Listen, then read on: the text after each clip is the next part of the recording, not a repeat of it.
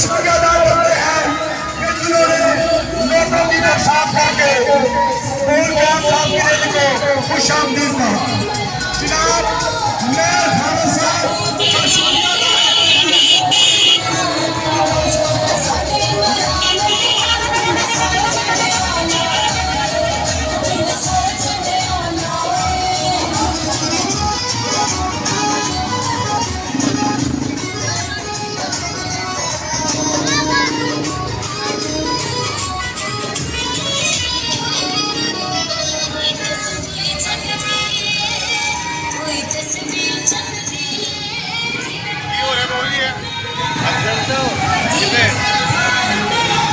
लिखने लिख